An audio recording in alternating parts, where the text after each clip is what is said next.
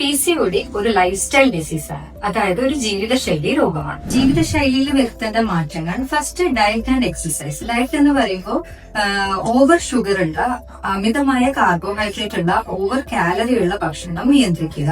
രണ്ടാമത്തത് exercise. Exercise എന്ന് പറയുമ്പോൾ ഡെയിലി ഒരു 20 to 30 മിനിറ്റ്സ് ആഴ്ചയിൽ ഒരു 5 ദിവസം എക്സസൈസ് ചെയ്യേണ്ടതാണ്.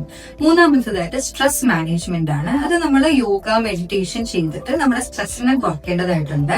നാലാമതായിട്ട് വെയിറ്റ് റിഡക്ഷൻ. അത് വളരെ ഇമ്പോർട്ടന്റ് ആണ്. അതായത് ഒരു 5 to 10% വെയിറ്റ് കുറഞ്ഞു കഴിഞ്ഞാൽ തന്നെ പീരിയഡ്സിന്റെ ബുദ്ധിമുട്ടുകൾ ഇംപ്രൂവ് ആകുകയും അതേപോലെ തന്നെ കൺസീവ് ആവാനുള്ള സാധ്യത വളരെ കൂടുന്നതായിട്ടും കാണാറുണ്ട്.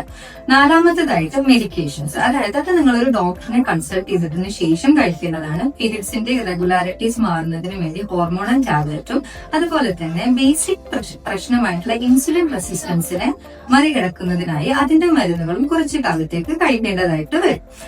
ആദ്യമേ പറഞ്ഞ പോലെ ഇതൊരു ലൈഫ് സ്റ്റൈൽ ഡിസീസ് ആണ്. നമ്മുടെ ജീവിതശൈലിയിലെ മാറ്റങ്ങൾ വരുത്തുന്നതിലൂടെ ഒരു പരിധിവരെ നമുക്ക് ഈ അസുഖത്തിനെ കൺട്രോളിൽ വെക്കാനായിട്ട് പറ്റും.